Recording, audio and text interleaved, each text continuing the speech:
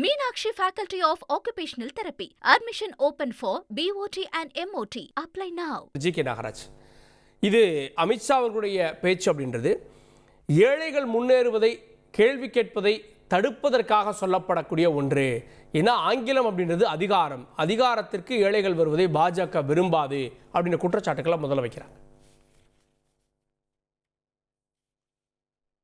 அன்பில் பொய்யாமொழி அவர்கள் அது மாதிரி ஒரு குற்றச்சாட்டை வச்சிருக்காரு. ராகுலும் வச்சிருக்காங்க. அவர் பேசின பேச்சுக்களை நீங்க ராகுல் காந்தியும் சொல்லியிருக்காரு. அன்பில் பொய்யாமொழி ஏழைகள், பழங்குடி மக்கள் இவங்களெல்லாம் வந்து ஆங்கிலம் படித்துக் கொள்ளக்கூடாது, ஆங்கில அறிவு வந்துவிடக்கூடாது அப்படின்னு சொல்லி அமித்ஷா வந்து விரும்புகிறார். அதிகாரம் பெற்றுவிடக்கூடாது, ஆங்கிலம் படித்து அதிகாரம் பெற்று விடுவார்கள் அப்படிங்கிற மாதிரி ஒரு சொல்லியிருக்கார். சமீபத்தில் உயர்நீதிமன்றம் ஒரு தீர்ப்பு கொடுத்தது. முதலமைச்சர் கல்வராயன் மலை பகுதிக்கு சென்று அந்த பகுதியை பார்வையிட வேண்டும். அந்த மக்கள் மிகவும் பின்தங்கிய நிலையில் அடிப்படை வசதிகள் இல்லாமல் இருக்கிறார்கள் அப்படின்னு ஒரு தீர்ப்பு கொடுத்து போய் பார்க்க சொன்னாங்க. என்ன காரணம் தெரியுங்களா? பேசிக் நீட்ஸ் அங்க இல்ல, அடிப்படை வசதி இல்ல. இவங்களுக்கு என்ன திடீர்னு ஆங்கிலத்தின் மீது அக்கறை அப்படிங்கறத அந்த கொஸ்டின். இவங்க இந்த மொழிய, ஆங்கிலத்தை, ஹிந்திய எதை கையில் எடுத்தாலும் அதில் அரசியல் இருக்கும். இது அரசியலுக்கான பேச்சா தான் நான் பார்க்கறது இல்லை. ஏன்னா அமித்ஷா சொன்னுடைய அர்த்தம் என்ன, உள்ள அர்த்தம் என்ன? இபிஎஸ் அவர்கள் மிகச்சரியாக சொன்னார்கள். நம்முடைய கலாச்சாரப்படி, நம்முடைய பண்பாட்டின்படி மகாத்மா காந்தி ரொம்ப அழகா சொன்னாங்க, ஒருவனுடைய சிந்தனை எப்பொழுதும் அவனுடைய தாய்மொழியில் இருக்கும். அதனால தாய்மொழியில் அவன் அதிகம் படிக்க வேண்டும். இப்ப நாங்கெல்லாம் தமிழ் மீடியத்தில் படிச்சோம். எங்கள் தமிழாசிரியர் எங்களுக்கு சொல்லிக் கொடுத்தாரு. இன்றைக்கு நான் ஒன்றை சொல்ல விரும்புறேன். குற்றால குறவஞ்சியில வசந்த சௌந்தரி அவர்கள் அந்த பந்து பயில்வாங்க, அதாவது பந்து பயில்கின்ற அந்த காட்சியை எங்கள் ஆசிரியர் சொல்லிக் கொடுத்தது. பொங்கு கணங்குலை மண்டிய கெண்டை புரண்டு புரண்டாட, குழல் மங்குளில் வண்டு களைந்தது கண்டு மதன் சிலை வண்டோட, இனி இங்குது கண்டுள்ள கென்படும் என்படும் என்று இடை திண்டாட, மலர் பங்கைய மங்கை வசந்த சௌந்தரி பந்து பயின்றாளே அப்படின்னு அந்த பந்து பயில்கின்ற அழகி ஆசிரியர் சொல்லிக் கொடுத்த விதம், தமிழ் மொழியில் தாய்மொழியில் சொல்லிக் கொடுத்த விதம் பசுமரத்து ஆணி போல் பதிந்திருக்கிறது. இதுதான் அமித்ஷா சொல்றார். அவர் குஜராத்திக்காரர் தான், குஜராத்தி படிச்சுக்கன்னு சொல்ல, அவர்கள் தாய்மொழி இருக்க வேண்டும் என்று சொல்ல முக்கியமான காரணம் அதுதான். அதுதான் 100 மொழிகளில் திருக்குறளை மொழிபெயர்த்த மோடி அவர்களும் சொல்லிக் கொண்டிருக்கிறார்கள். அதனால இன்னைக்கு ஆங்கிலம் என்று சொல்வது, நீங்க ஆங்கிலத்தை ஒரு மேல்பூச்சாக, ஒரு அலங்கார பொருளாக வைத்து மக்களை ஏமாற்றி பாருங்க. நம்முடைய மொழிகள், அதாவது மாநில மொழிகள் உயர்ந்தவை, தாய்மொழிகள் உயர்ந்தவை அப்படின்ற அந்த ஒப்பீடு அது ஒரு புறம். ஆனா அந்த இடத்துல ஆங்கிலத்தை வைக்கிறீங்களே, ஆங்கிலத்தை பேசுறவங்க வெக்கப்பட வேண்டிய காலம் வரும். அது ஆங்கிலத்தின் மீதான வெறுப்பை காட்டலையா?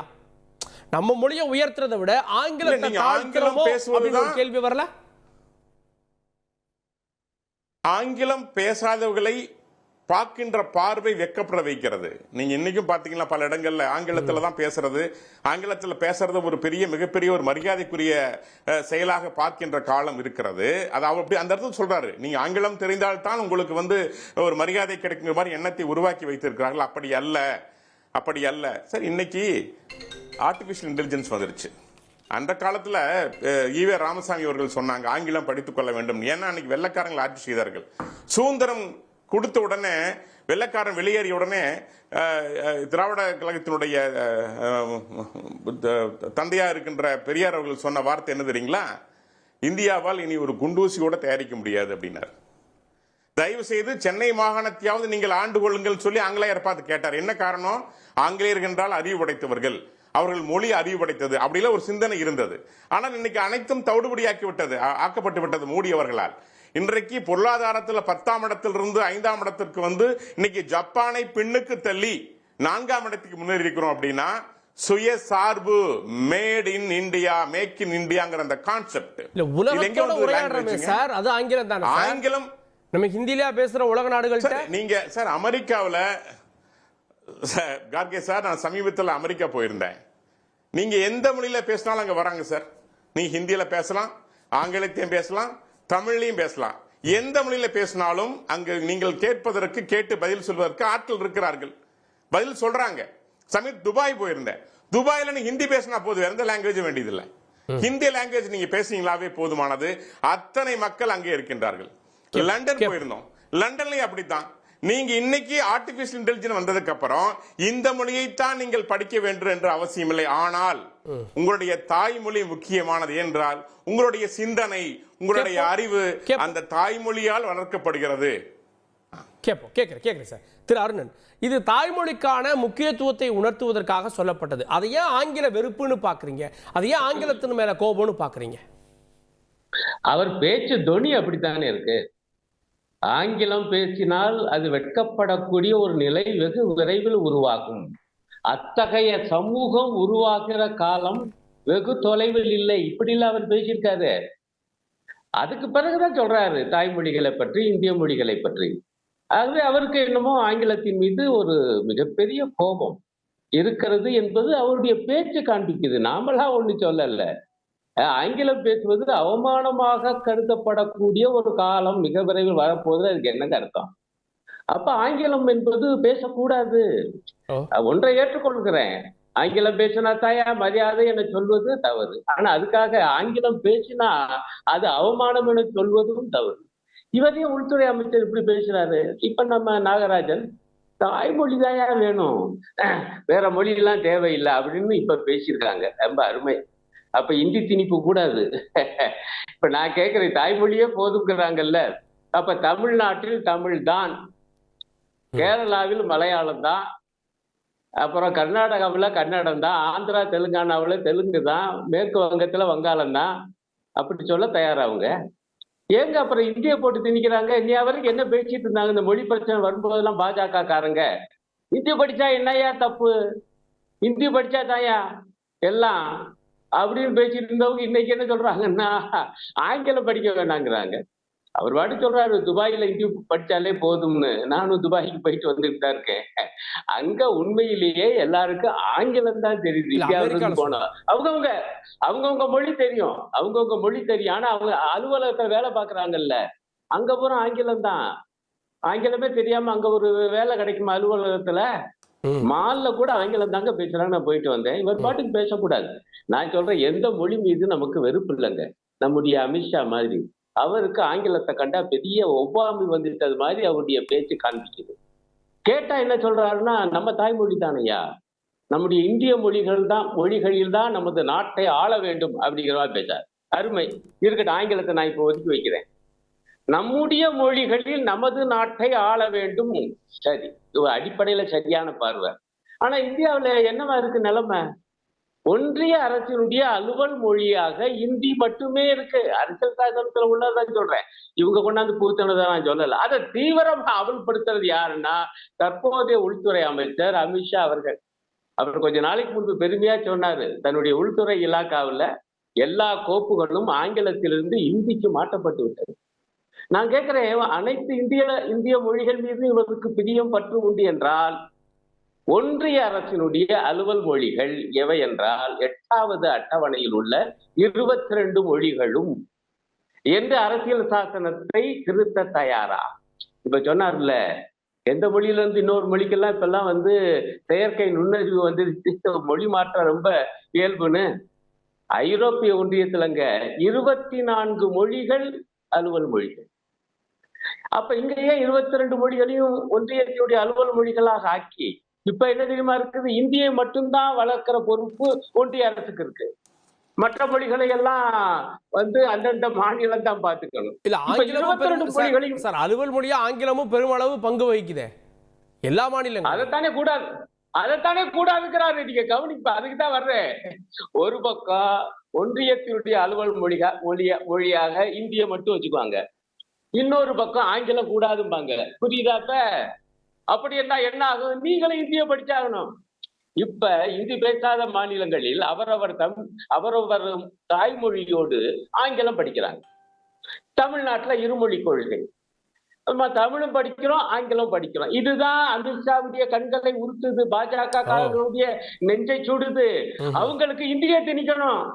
தமிழர்கள் தமிழோடு இந்திய தான் படிக்கணும். சோ அப்ப இங்கிலீஷ் இல்லாம இருந்தா அந்த இருமொழியில ஹிந்தி வந்துரும்ன்றீங்க?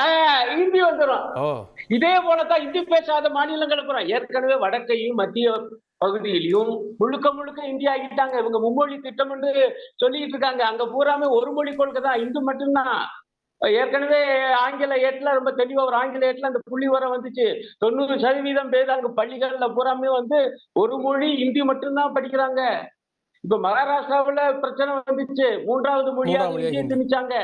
ஆமா, மராத்தி ஆங்கிலம் கடும் எதிர்ப்பு பின்வாங்கினாங்க. இப்ப மீண்டும் கொண்டாந்து இந்தியை திணிக்கிறாங்க. இப்படி இந்தியை திணிக்கிறீங்க, மராத்திய ஒழிக்க பாக்குறீங்க. நீங்களா தாய்மொழிகள் பற்றி பேசுவது? உங்களுடைய நோக்கம் எங்களுக்கு தெரியாதா? உங்களுடைய நோக்கம் ஆங்கிலத்தை அகற்றினால் எளிதாக இந்தி மட்டுமல்ல சமஸ்கிருதத்தையும் கொண்டு வந்து விடலாம். கார்கே உங்களுடைய 2020 தேசிய கல்விக் கொள்கையில ஒரு வாக்கியம் இருக்குது. கடைசி பகுதியை பார்த்தீங்கன்னா என்ன தெரியுமா போட்டு வச்சிருக்காங்க? கல்வியின் அனைத்து மட்டங்களிலும் சமஸ்கிருதத்தை சொல்லித் தருவதற்கு அனைத்து ஏற்பாடுகளும் செய்து தரப்படும். ஏங்க மற்ற மொழிகள்லாம் தாய்மொழிகள் இல்லையா? இந்திய மொழிகள் இல்லையா? ஏற்கனவே இந்தி மட்டும்தான் அலுவல் மொழி, அதுக்கான ஏற்பாடுலாம் பண்ணிட்டீங்க. இதுல இவங்களுடைய புதிய கல்விக் கொள்கையில என்ன இருக்குன்னா சமஸ்கிருத திணிப்பு வேற இருக்கு. இப்ப தாய்மொழி என்றால் தமிழ் மட்டும்தானே இருக்கணும். தமிழ்நாட்டுல தயாரான்னு கேட்கிறேன். கேட்போம். ஒன்றியத்துல கொண்டு வரனா ஒரே ஒரு பாயிண்ட் முடிச்சிடறேன். முதல் சுற்றுல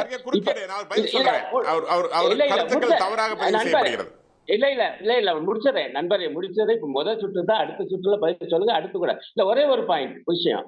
அதாவது நம்ம தவறை திருத்தணும். ஐயா அடடா, உங்க திருத்தம்லாம் இருக்கட்டும், நீங்க அடுத்து பேசுங்க, நான் முடிச்சிடறேன் அவ்வளவு. அப்புறமே நீங்களே பேசுங்க. ஒரு விஷயம், ஆங்கிலம் உச்ச நீதிமன்றத்தின் மொழியாக இருக்கு.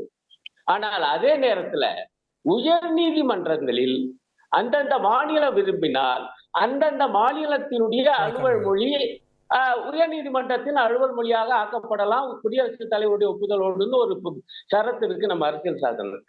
இப்ப இந்தி பேசுகிற உத்தரப்பிரதேசம் போன்ற மாநிலங்களுடைய உயர் நீதிமன்றத்துல இந்தியை அலுவல் மொழி ஆக்கிட்டாங்க.